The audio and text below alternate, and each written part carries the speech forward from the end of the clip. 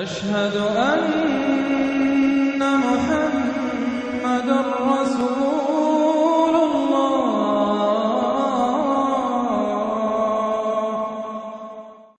سورۃ الممتحنہ، بسم اللہ الرحمن الرحیم۔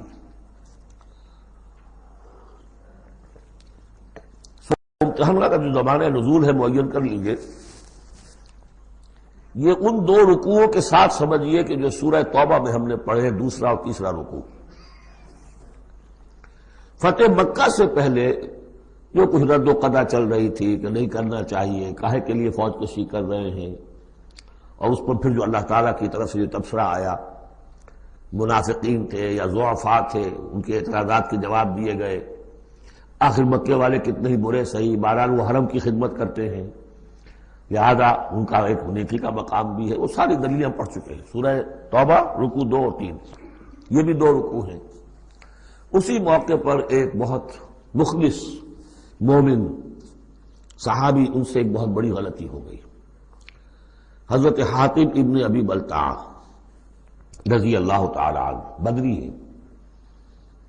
ان کے گھر والے، ان کا پورا کنبہ ابھی مکے میں تھا، اور ان کا کوئی وہاں پہ رشتہ دار ایسے نہیں تھے کہ جو ان کی حفاظت کر سکے۔ انہیں یہ اندیشہ ہوا کہ اگر واقعی اب جنگ ہو گئی اور اگر ہم جا رہے ہیں مکے پر چڑھائی کرنے کے لیے، تو پھر یہ ہے کہ مکے میں جو مشرکین ہیں، کفار ہیں، وہ میرے بچوں کو، میرے گھر والوں کو شدید نقصان پہنچا سکتے ہیں، لہٰذا میں ان کے ساتھ کوئی نیکی کروں تاکہ میرے اس احسان کو پیش نظر رکھ کر وہ میرے گھر والوں کا لحاظ کریں۔ انہوں نے ایک خط لکھا مکے والوں کے نام، اور اس میں گویا کہ وہ سیکریٹ جو ہے وہ لیک کر دیا کہ محمد اب تم پر چڑھائی کرنے والے ہیں صلی اللہ علیہ وسلم۔ یہ احسان دھرا۔ ایک عورت کو وہ خط دیا، اس عورت نے اس خط کو اپنی چٹیا میں باندھ لیا تاکہ تلاشی لی جائے تو کہیں سے نکلے نہ، اور وہ عورت وہ خط لے کر روانہ ہو گئی۔ ادھر حضور کو اللہ تعالیٰ نے وحی سے مطلع کر دیا۔ حضور نے بھیجا حضرت علی اور ان کے ساتھ ایک اور صاحب کہ جاؤ فلاں جگہ اس وقت وہ عورت ہوگی، تم جا کے اس کو وہاں ٹھہری ہوئی ہے راستے میں کسی منزل میں، اس کے پاس خط ہے، وہ لے کے آؤ۔ وہاں پہنچے، عورت موجود تھی۔ محمد رسول اللہ کی دی ہوئی خبر تو غلط نہیں ہو سکتی تھی۔ اس سے پوچھا، نہیں قتل نہیں۔ اس کی جو تلاشی لی تو کہیں نہیں نکلے۔ پھر حضرت علی نے دھمکی دی، دیکھو ہمیں ہمارے نبی نے بتایا ہے تمہارے پاس خط ہے، جھوٹا نہیں ہو سکتا وہ، یا تو تم سیدھی خط مجھے نکال دو ورنہ میں تمہیں برہنہ کر کے تمہاری تلاشی لوں گا۔ آج کل آپ کو معلوم ہوگا نا کہ سعودی عرب میں ہیروئن کی سمگلنگ میں عورتیں اپنے پرائیویٹ پارٹس کے اندر بھی یہ سمگلنگ کرتی ہیں اس کے ذریعے سے۔ بہرحال یہ دھمکی سن کر وہ پھر اس نے کھول کے اپنی چٹیا اور نکال کے دے دی۔ وہ خط لے کے آ گئے۔ اب وہ راز کھل گیا، ابی بلتع کو بلایا، حاتب نے ابی بلتع کو مان لیا، اپنی حضور یہ میرا خط ہے۔ حضرت علی نے کہا کہ، یا حضرت عمر نے کہ آپ مجھے اجازت دیں کہ میں اس کی گردن مار دوں ابھی؟ آپ نے فرمایا نہیں، حاتب بدری ہے اور بدریوں کے تمام اللہ تعالیٰ پچھلے اگلے گناہ معاف کر چکا ہے، تو اس کی وہ جو فضیلت ہے اس کی وجہ سے جو خطا ہو گئی اللہ معاف کرے گا۔ تو وہ ہے اصل میں کشاکش پس منظر میں جس میں کہ یہ صورت نازل ہو رہی ہے۔ یا ایھا الذین آمنوا لا تتخذوا عدوی وعدوکم اولیاء، اہل ایمان تم میرے اور اپنے دشمنوں کو اپنا دوست اور ولی نہ بناؤ۔ ان کی خیر خواہی، ان کی بھلائی، ان پہ احسان کرنے کی کوشش، ان کے ساتھ اپنے گڈ آفیسز بلڈ کرنے کی کوشش۔ تلقون الیہم بالمودۃ، تم ان پر ان کی طرف رجوع کرتے ہو، بھیجتے ہو پیغام دوستی کے، خلوص و اخلاص کے۔ وقد کفروا بما جاءکم من الحق، حالانکہ انہوں نے کفر کیا ہے، انکار کیا ہے اس حق کا جو تمہارے پاس آیا ہے۔ یخرجون الرسول وایاکم، وہی ہے جو نکالتے ہیں، یعنی جنہوں نے نکالا ہے رسول کو صلی اللہ علیہ وسلم، تمہیں بھی نکالا ہے، ان تؤمنوا باللہ ربکم، صرف اس جرم کی پاداش میں کہ تم ایمان رکھتے ہو اللہ پر، اپنے رب پر۔ ان کنتم خرجتم جہادا فی سبیلی، اگر تو تم نکلے تھے مکے سے اور تم نے ہجرت کی تھی اس لیے کہ میری راہ میں جہاد کرو گے تو یہ طرز عمل تو پھر اس کے منافی ہے. وابتغاء مرضاتی، اور میری رضا جوئی کے لیے تم نکلے تھے تو سرون الیہم بالمودہ، تم خفیہ پیغامات بھیجتے ہو ان کو دوستی کے، احسان کے مبنی. وَأَنَا أَعْلَمُ بِمَا أَخْفَيْتُمْ، تم نے خفیہ پیغام بھیجا، میں تو خوب جانتا ہوں جسے تم چھپاتے ہو. وَمَا أَعْلَنْتُمْ، جسے تم ظاہر کرتے ہو. وَمَنْ يَفْعَلْهُ مِنْكُمْ فَقَدْ ضَلَّ سَوَاءَ السَّبِيلِ، جو کوئی بھی تم میں سے یہ کام کرے گا وہ تو پھر سیدھے راستے سے بھٹک گیا. یہ ایک آیت ہے، اب تک نوٹ کر لیجیے. مدنی صورتوں کا جو مزاج ہے. یا ایھا الذین آمنوا لا تتخذوا عدوی وعدوکم اولیاء تلقون الیہم بالمودۃ وقد کفروا بما جاءکم من الحق یخرجون الرسول وایاکم ان تؤمنوا باللہ ربکم ان کنتم خرجتم جہادا فی سبیلی وابتغاء مرضاتی تسرون الیہم بالمودۃ وانا اعلم بما اخفیتم وما اعلنتم ومن یفعلہ منکم فقد ضل سواء السبیل.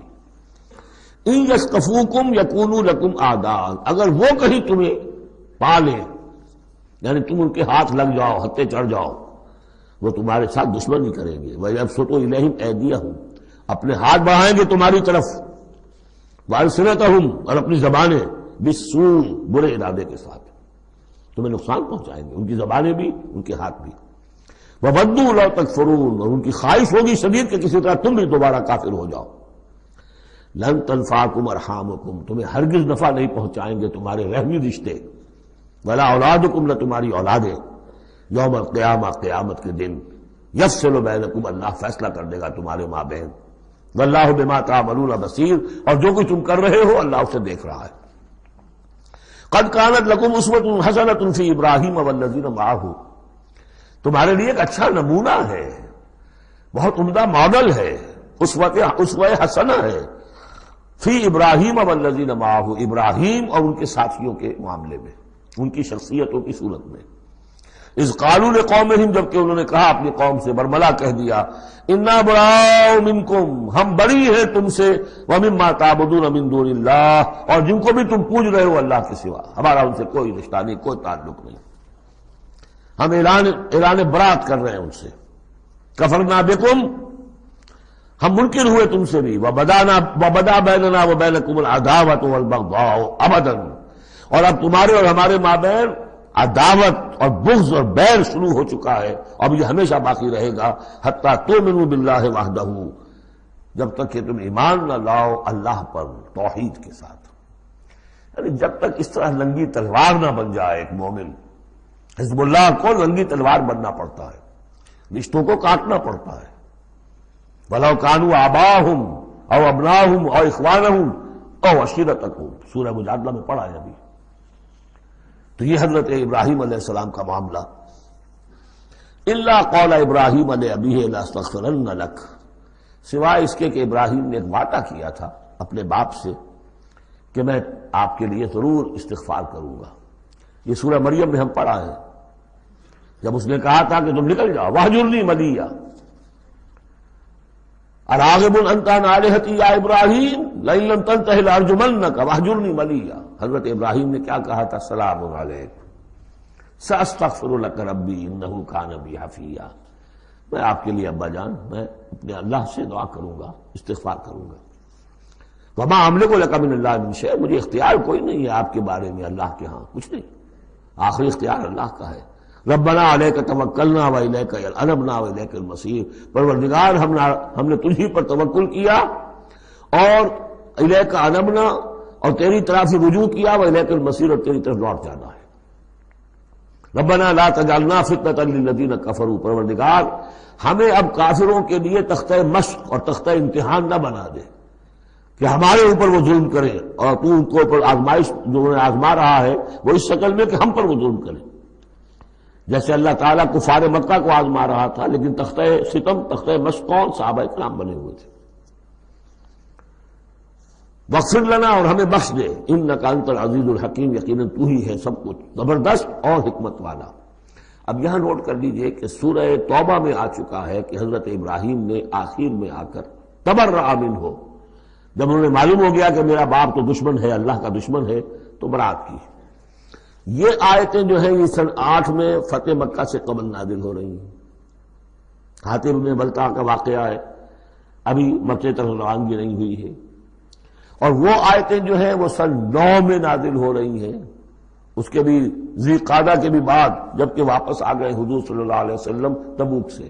لہذا وہ ہوگی محکم، اور یہ بات جو ہے اس کے پہلے یہ گویا کتابیں رہے گی. لقد کان لکم فیہم اسوۃ حسنۃ، تمہارے لیے یقیناً ان کی ذات میں، ان کے رویے میں، ان کے طرز عمل میں ایک اچھا نمونہ ہے. لمن کان یرجو اللہ والیوم الآخر، لیکن کس کے لیے؟ کہ جو اللہ کی بھی ملاقات کی امید رکھتے ہو اور یوم آخر سے ڈرتے ہو. بالکل یہی الفاظ وہاں آئے تھے. لقد کان لکم فی رسول اللہ اسوۃ حسنۃ لمن کان یرجو اللہ والیوم الآخر وذکر اللہ کثیرا. یہ سورہ احزاب میں ہم پڑھ چکے ہیں. حضور کی شخصیت، آپ کی سیرت اسوہ کاملہ ہے، لیکن فائدہ کون اٹھائیں گے؟ فائدہ صرف وہی اٹھا سکیں گے کہ جو اللہ پر بھی ایمان رکھتے ہو، آخرت پر بھی ایمان رکھتے ہو اور کثرت کے ساتھ اللہ کا ذکر کرتے ہو. اسی طریقے سے یہاں لقد کان لکم فیہم اسوۃ حسنۃ لمن کان یرجو اللہ والیوم الآخر ومن یتولی فإن اللہ هو الغنی الحمید. اور جو منہ پھیر لے، پیٹھ موڑ لے، اللہ غنی ہے، حمید ہے، اللہ کو کسی کی پرواہ نہیں، کوئی احتیاج نہیں. اب آخری مسئلہ آ رہا ہے خاص طور پر بعض خواتین کا. ہوا یہ تھا کہ صلح حدیبیہ میں طے ہو گیا تھا، جو سن 6 میں ہوئی، کہ مکے سے اگر کوئی مسلمان بھاگ کر جائے گا مدینے تو آپ کو واپس کرنا ہوگا، اور مدینے سے اگر کوئی مسلمان مرتد ہو کر واپس آئے مکے تو ہم واپس نہیں کریں گے. یہ شرط تھی، اور شرط مان لی تھی حضور نے. اس کے بعد معاملہ پیش آ گیا چند خواتین کا. اب ظاہر بات ہے کہ اب خواتین جو ہے ان میں سے کوئی مدینے آ گئی، مطالبہ ہوا ان کا واپس کریں. جو مسلمان تھی ایمان لے آئی تھی. حضور نے فرمایا نہیں، وہ مردوں پر بحث تھی، ساری گفتگو جو ہوئی تھی وہ رجال سے متعلق تھی، نساء کی نہیں، لہذا ان کو واپس نہیں کیا جائے گا، اور نہیں کیا گیا. لیکن یہ کہ اب جو وہاں سے خواتین آ رہی ہیں، کہہ رہی ہیں کہ ہم تو صاحب ایمان ہیں، اس لیے ہم ہجرت کر کے مکے سے آ گئی ہیں یہاں. اندیشہ یہ تھا کہ ان میں کہیں جاسوس نہ آ رہے ہوں، مکے والے جو ہیں ان کے ذریعے سے کچھ اسکینڈلائز نہ کریں ہماری سوسائٹی کو. کچھ کہہ نہیں سکتے، لہذا ان کا معاملہ کیا کیا جائے. پھر یہ کہ ان کے شوہر تو وہاں ہیں، شادی تو وہاں ہوئی ہوئی ہے ان کی، تو آیا یہ اب یہاں مسلمانوں کے لیے حلال ہے اس درجے میں کہ وہ ان سے نکاح کر سکیں، یا وہ رشتہ برقرار رہے گا؟ کافر جو ہے ان کی بیویاں یہ مسلمان ہو گئی، یہ آ گئی. تو یہ مسائل تھے خواتین کے کہ جن کو اس رکوع میں سورہ ممتحنہ کے اور آخر میں پھر خواتین کی بیعت کا تذکرہ ہے اس میں. اور یہ میں سمجھتا ہوں کہ اللہ تعالیٰ کی طرف سے کمپنسیشن ہوتی ہے. جیسا کہ میں نے بتایا تھا کہ باپ اور ماں میں فرق یہ رکھا گیا، قانونی طور پر باپ کا پلڑا بھاری ہے. باپ طلاق دے سکتا ہے ماں کو، ماں تو خلا ہی لے سکتی ہے، طلاق دے نہیں سکتی. اور اگر طلاق ہو جائے گی تو اولاد باپ کی شمار ہوگی، ماں کی نہیں. یہ قرآن کا قانون ہے. لیکن دوسری طرف ماں کی خدمت 3 درجے زیادہ ضروری ہے باپ سے. خدمت میں 3 درجے فائق رکھ دیا ماں کو، اور کہا کہ جنت اس کے قدموں تلے. تو کمپنسیشن ہوتی ہے، کسی ایک جگہ پر کمی ہے تو دوسری جگہ اس کو، اسی کا نام بیلنس ہے. یہ ترازو کے یہ دونوں جو ہیں، اگر بازو جو ہیں یہ برابر ہے تو ایک سیر ادھر ڈالیں گے، ایک سیر ادھر ڈالیں گے، ترازو کی ڈنڈی سیدھی رہے گی. ایک چھوٹا ہے ایک بڑا ہے تو چھوٹے میں اب کم ڈالنے سے، اور چھوٹے میں زیادہ ڈالنا پڑے گا اور بڑے میں کم، تب وہ تو یہ بیلنس تو تب ہوگا کہ وہ جو کمی ہے اس کو پیش نظر رکھیں. یہ ہے معاملہ جو یہاں پہ بیان ہوا. وہ بیلنس کیا کیا اللہ تعالیٰ نے؟ مردوں کی بیعت کا قرآن میں ذکر ہے، اس کا متن قرآن میں کہیں نہیں ہے. بیعت عقبہ اولیٰ کا کیا متن تھا، بیعت عقبہ ثانیہ کا متن کیا تھا، کیا بیعت ہوئی تھی، کیا الفاظ تھے، بیعت رضوان کے موقع پہ کیا جو الفاظ کا تھے، کہیں نہیں، قرآن میں نہیں. احادیث میں مل جائیں گے. خواتین کی بیعت کو یہ فضیلت دے دی کہ اس کا پورا متن بھی قرآن مجید میں موجود ہے. فرمایا عسى الله ان يجعل بينكم وبين الذين، ابھی وہ مسئلہ ابھی چل رہا ہے، وہ خواتین کا مسئلہ بعد میں آئے گا. عسى الله ان يجعل بينكم وبين الذين عاديتم منهم مودة. ہو سکتا ہے مسلمانوں کہ جو تمہارے اور جن کے مابین دشمنی پڑ گئی ہے اللہ تعالیٰ تمہارے مابین پھر دوستی پیدا کر دے. کیسے پیدا کر دے؟ وہ ایمان لے آئے. فاخوانکم فی الدین. اور کوئی زیادہ دور تو نہیں تھا اب مرحلہ. فتح مکہ کے بعد سن 9 میں وہ آیات آئیں کہ 4 مہینے کی مہلت ہے، اس میں ایمان نہیں لاؤ گے تو گردنیں اڑا دی جائیں گی. سب کے سب لوگ ایمان لے آئے. تو اب ہو گئے بھائی اخوانکم فی الدین. عسى الله ان يجعل بينكم وبين الذين عاديتم منهم مودة والله قدير والله غفور رحيم. اللہ ہر شے پر قادر ہے اور غفور ہے اور رحیم ہے. لا ينهاكم الله عن الذين لم يقاتلوكم. اللہ تعالیٰ تمہیں ان لوگوں سے نہیں روکتا کہ جنہوں نے تم سے کبھی جنگ نہیں کی فی الدین، دین کے معاملے میں. ولم يخرجوكم من دياركم. اور نہ تمہیں نکالا تمہارے گھروں سے. ان تبروهم وتقسطوا اليهم. کہ تم ان کے ساتھ کوئی بھلائی کرو یا انصاف کا معاملہ کرو. یہاں بھی ولایت کا معاملہ نہیں ہے. کافر کو ولی نہیں بنایا جا سکتا، پشت پناہ، مددگار، حمایتی، قلبی محبت نہیں ہو سکتی، لیکن کوئی نیک سلوک کرنا، کوئی بھلائی کرنا، اس میں کوئی اعتراض نہیں. کافروں کے ساتھ کرو. جو غیر حربی ہے، جس کے ساتھ جنگ نہیں ہے، جس نے کبھی آپ کے خلاف آپ کے کسی دشمن کی مدد نہیں کی ہے، اس کا معاملہ مختلف رہے گا. ان اللہ یحب المقسطین. اللہ تعالیٰ انصاف کرنے والوں کو پسند کرتا ہے. انما ینہاکم اللہ عن الذین قاتلوکم فی الدین. تمہیں اللہ روک رہا ہے ان سے کہ جنہوں نے تم سے جنگ کی ہے دین کے معاملے میں، دین کی وجہ سے. واخرجوکم من دیارکم. نکالا ہے تمہیں تمہارے گھروں سے. وظاہروا علی اخراجکم.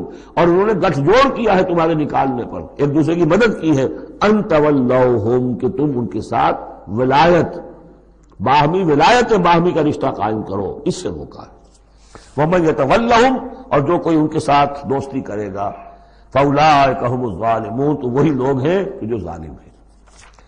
یا ایھا الذین آمنوا. یہاں سے اب خواتین کا معاملہ. یا ایھا الذین آمنوا اذا جاءکم المؤمنات مہاجرات. اہل ایمان جب تمہارے پاس آئیں مومن خواتین ہجرت کر کے، فامتحنوہن. تو ان کا ذرا امتحان لے لیا کرو، دیکھ بھال کر لیا کرو یہ واقعی مومن ہے. کچھ تھوڑی سی انٹروگیشن ہو، سرسری سی اندازہ ہو جائے. لیکن اللہ عالم بایمانہن. باقی یہ کہ اللہ تعالیٰ بہتر جانتا ہے کسی کے دل میں ایمان ہے یا نہیں ہے. آپ کے لیے ناممکن ہے کہ آپ اس کی صحیح تفتیش کر سکیں. تاہم پھر بھی کسی درجے میں ایک احتیاطی تدبیر اختیار کرو کہ دیکھ لیا کرو کہ وہ واقعتاً ایمان والی ہے. فَإِنْ عَلِمْتُمُوهُنَّ مُؤْمِنَاتٍ. پھر اگر تم دیکھو کہ وہ مومن ہے، واقعتاً مومن ہے، فَلَا تَرْجِعُوهُنَّ إِلَى الْكُفَّارِ. تو اب انہیں لوٹاؤ نہیں کفار کی طرف. لَا هُنَّ حِلٌّ لَهُمْ. نہ وہ اب ان کافروں کے لیے حلال رہی ہیں، وَلَا هُمْ يَحِلُّونَ لَهُنَّ. نہ وہ ان کے لیے حلال ہے. وَآتُوهُمْ مَا أَنفَقُوا. جو کچھ انہوں نے خرچ کیا تھا، مہر دیا تھا، وہ لوٹا دو، یہاں سے دے دو، بھجوا دو. فلاں کافر، اس کی بیوی مسلمان ہو گئی، یہاں آ گئی ہے، اب یہاں تعلق ازدواج ختم ہوا، جو مہر تم نے دیا تھا وہ واپس کر رہے ہیں. دیکھیے یہ ہے عدل و انصاف.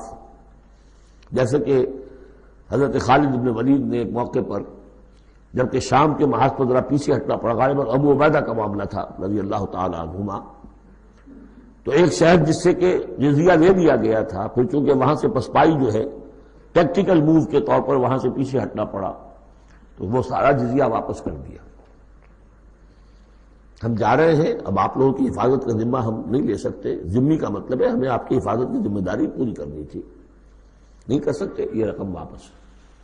اور دھاڑے مار مار کر وہ روئے کہ یہ لوگ فرشتہ لوگ یہ جا رہے ہیں ہمیں چھوڑ کر. تو یہاں بھی کہا جا رہا ہے کہ وہ کافر ہیں، لیکن یہ کہ ان کے جو انہوں نے مہر وغیرہ دیا ہوا ہے مسلمان عورتوں کا واپس کر لوٹا دو. وَلَا جُنَاحَ عَلَيْكُمْ أَن تَنكِحُوهُنَّ إِذَا آتَيْتُمُوهُنَّ أُجُورَهُنَّ. اور اے مسلمانوں تم پر کوئی حرج نہیں ہے، کوئی گناہ نہیں ہے کہ تم اب ان خواتین سے نکاح کر لو جبکہ تم انہیں ان کے مہر ادا کر دو. وَلَا تُمْسِكُوا بِعِصَمِ الْكَوَافِرِ.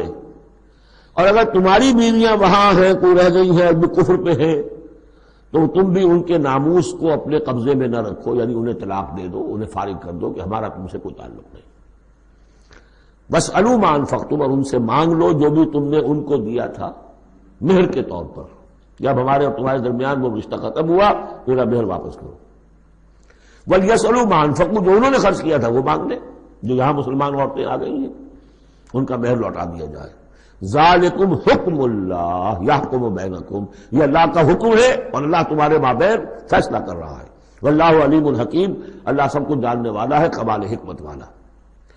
وَإِنْ فَاتَكُمْ شَيْءٌ مِّنْ أَزْوَاجِكُمْ، اور اگر کوئی چیز جاتی رہے تمہارے ہاتھ سے تمہاری بیویوں کے معاملے میں، یعنی مسلمان مرد ہجرت کر کے آ گیا، بیوی اس کی وہاں پر ہے اور وہ کافرہ ہے، مشرکہ ہے، اور اس سے وہ کہتا ہے میرا مہر واپس کرو، وہ نہیں کرتی، وہ مہر واپس نہیں کر رہی، اسے یہاں پہ نکاح کرنے کے لیے مہر ادا کرنا پڑے گا، اس کے پاس پیسے نہیں۔ اس مسئلے کا حل بتایا۔ وَإِنْ فَاتَكُمْ شَيْءٌ مِّنْ أَزْوَاجِكُمْ، تمہارے کچھ لوگوں کی طرف سے اگر انہیں یہ نقصان پہنچ جائے کہ انہیں وہ مہر واپس نہ ملے، فَعَاقَبْتُمْ إِلَى الْكُفَّارِ، یہ کفار کے ہاں رہ گیا، وہ نہیں دے رہے تم مہر، فَعَاقَبْتُمْ، پھر اگر کہیں تمہارا ہاتھ پڑ جائے، کہیں کسی جگہ تمہیں فتح مل جائے، کہیں سے تمہیں مال غنیمت یا مال فہ ہاتھ آ جائے، فَآتُوا الَّذِينَ ذَهَبَتْ أَزْوَاجُهُمْ، تو ان لوگوں کو کچھ دے دلا دو کہ جن کی بیویاں جاتی رہیں اس کفر اور اسلام کی وجہ سے، رشتہ جو کٹ گیا ہے، تاکہ اب وہ اپنی اس رقم سے جو انہیں دی جا رہی ہے وہ یہاں نکاح کر سکیں، اور جو خواتین وہاں سے آ رہی ہیں جن کا کہ حکم دے دیا گیا کہ یہاں سے ان کے مہر واپس کر دو، تو اب ان سے وہ نکاح کریں گے تو مہر دیں گے تو تب ہوگا نا۔ فَآتُوا الَّذِينَ ذَهَبَتْ أَزْوَاجُهُمْ مِثْلَ مَا أَنفَقُوا وَاتَّقُوا اللَّهَ الَّذِي أَنتُم بِهِ مُؤْمِنُونَ، اور اس اللہ کا تقوی اختیار کرو جس پر کہ تمہارا ایمان ہے۔ یا ایھا النبی، اے نبی صلی اللہ علیہ وسلم، اذا جاءک المؤمنات یبایعنک، جب آپ کے پاس آئیں مومن خواتین آپ سے بیعت کرتی ہوئی، علی اللہ یشرکن باللہ شیئا، پہلی شرط یہ ہے کہ وہ عہد کریں کہ وہ اللہ کے ساتھ کسی شے کو شریک نہیں کریں گی، ولا یسرقن، دوسری یہ کہ چوری نہیں کریں گی، ولا یزنین، کوئی بدکاری نہیں کریں گی، ولا یقتلن اولادہن، اپنی اولاد کو قتل نہیں کریں گی، ولا یاتین ببہتان یفترینہ بین ایدیہن وارجلہن، اور نہ ہی وہ کوئی ایسا طوفان باندھیں گی، کوئی بہتان لگائیں گی جو ان کے ہاتھوں اور پاؤں کے مابین سے ہو، سیکسول سکینڈلز، کوئی عورت جو توبہ کر دے کسی کے اوپر اس نے میری آبرو ریزی کی ہے یا اس نے کسی اور اعتبار سے، تو یہ چیزیں بھی نہیں، اور یہ ہوتا رہا ہے، انبیاء تک کے ساتھ ہوا ہے۔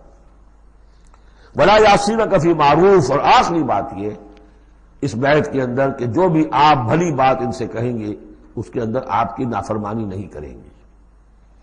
یہ ہے آرٹیکلز آف بیعہ خواتین کے لیے۔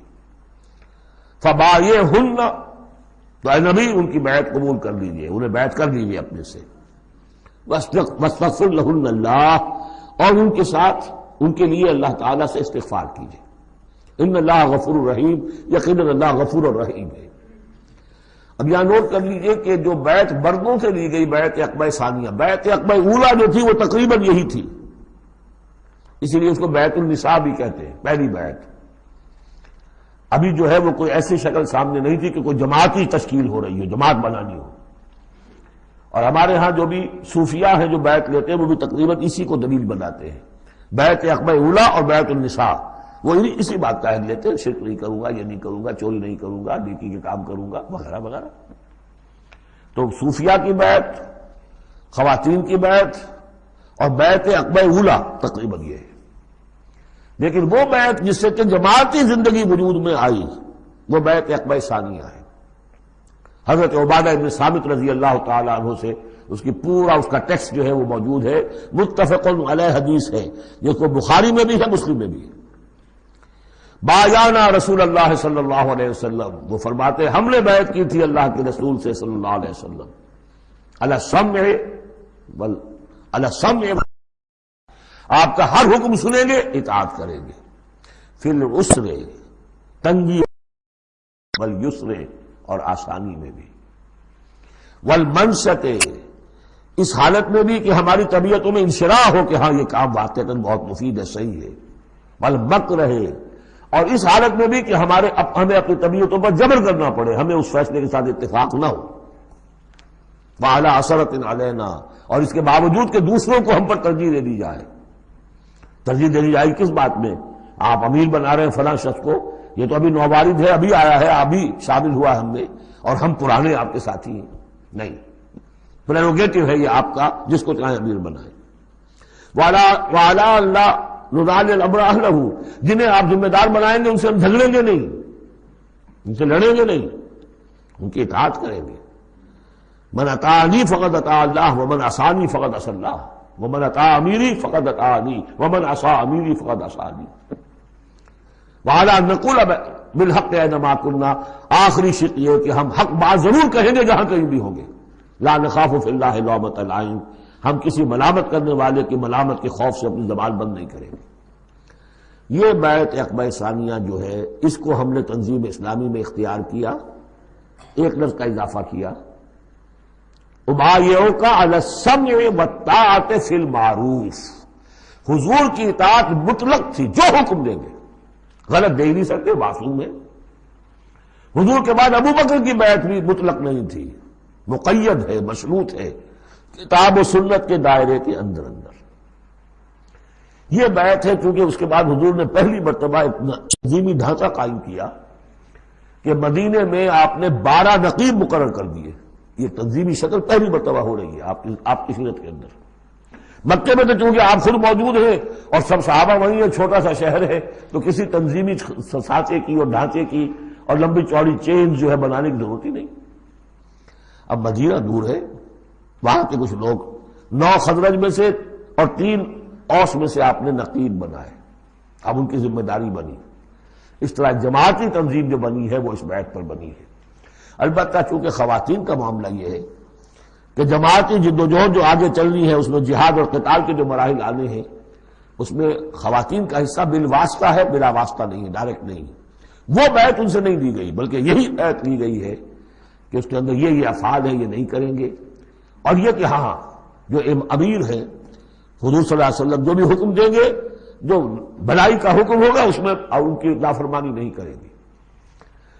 اس کو ہم نے تنظیم میں خواتین کی بیعت کے لیے بعین ہی یہی الفاظ اختیار کیے، اور واقعہ یہ کہ اس کا بہت ایک اہم پہلو یہ ہے کہ چاہے خواتین کو وہ دوسرے کام نہیں کرنے جو مردوں والے ہیں، جنگ میں جانا ہے یا کوئی اور مسئلہ ہے، لیکن ایک سینس آف بلونگنگ ہو جاتی ہے کہ ایک گروہ کے ساتھ ہونا، کونوا مع الصادقین، کوئی ہے جس کے ساتھ آپ نے اپنے آپ کو آئیڈینٹیفائی کیا، جماعتی زندگی ہے اور اس کے تحت ایک کام ہو رہا ہے، اس کی برکتیں جو ہیں جو آپ نے فرمایا گیا، جو حضور نے فرمایا، یہ حضرت عمر کا قول ہے، اثر ہے، لا اسلام الا بالجماعہ ولا جماعہ الا بالامارہ ولا امارہ الا بالسماع ولا سماع الا بالطاعہ۔ کوئی اسلام نہیں ہے بغیر جماعت کے، کوئی جماعت نہیں بغیر عمارت کے، کوئی عمارت نہیں بغیر جب حکم سننے کے، اور سننے کا کوئی فائدہ نہیں ہے تک مانا نہ جائے۔ حضور نے فرمایا علیکم بالجماعہ ید اللہ علی الجماعہ، تم پر لازم ہے کہ جماعت کی شکل میں رہو، اور اللہ کی مدد اور تائید جماعت کے ساتھ ہوتی ہے۔ اور اس جماعت سازی کے لیے جو مسنون اور منسوس اور معصور بنیاد ہے وہ ہے بیعت، جس کو ہم نے چھوڑ دیا۔ دوسرے طریقے جو ہے جماعت سازی کے، دستور ہو، دستور کے مطابق پھر قوانین ہو، بائی لاز، یہ بھی حرام نہیں ہے، یہ بھی مباح ہے، لیکن مباح ہونا اور بات ہے، اور منسوس ہونا، مسنون ہونا، معصور ہونا یہ بالکل اور بات ہے، زمین و آسمان کا فرق ہے۔ بہرحال ہم نے تنظیم اسلامی میں اس بیعت کے نظام کو اختیار کیا۔ اللہ کا شکر ہے کہ جو ایک انسٹیٹیوشن اسلام کا بالکل ختم ہو گیا تھا، ڈیڈ، مطلوب، ہم نے اسے زندہ کیا ہے۔ آخری آیت ہے، یا ایھا الذین آمنوا لا تتولوا قوما غضب اللہ علیہم، اہل ایمان ان کو لوگوں کے ساتھ دوستی نہ کرو جن پر اللہ کا غضب ہے۔ جہاں سے یہ صورت شروع ہوئی تھی اختتام پر پھر وہی بات آ گئی، قد یئسوا من الآخرہ، یہ آخرت سے مایوس ہو چکے ہیں، کما یئس الکفار من اصحاب القبور، جیسے کہ کفار مایوس ہو چکے ہیں اصحاب قبور میں سے۔ اس کے 2 معنی دیے گئے ہیں، جیسے کفار جو قبر میں ہیں ان پر تو حقیقت واضح ہو چکی ہے نا، عالم برزخ میں جب پہنچ گئے تو انہیں معلوم ہے، اب حقائق منکشف ہو گئے، جیسے وہ مایوس ہو گئے ہیں کہ ان کے لیے اب کوئی راستہ نہیں، اللہ کے عذاب سے بچنے کی کوئی شکل نہیں۔ یا یہ کہ جیسے یہ کفار مایوس ہو گئے ہیں کہ جو قبر میں چلا گیا اس کا کوئی باعث بعد الموت نہیں ہے، اس کو دوبارہ اٹھا جانا نہیں ہے۔ دونوں امکانات، دونوں ترجمے کیے گئے ہیں، تو تم ان لوگوں کی طرح نہ ہو جاؤ جو مایوس ہو چکے ہیں یہ لوگ اللہ کی رحمت سے۔ یہ لوگ جو ہیں، یہ جو یہودی ہیں، اور ان کے ساتھ تمہاری دوستی دوست نہیں ہے۔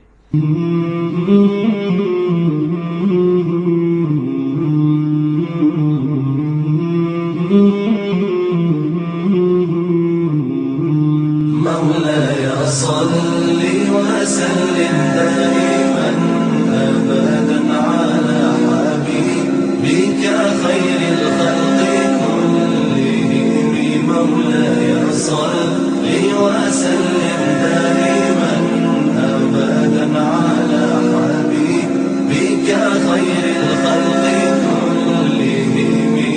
مولاي صل وسلم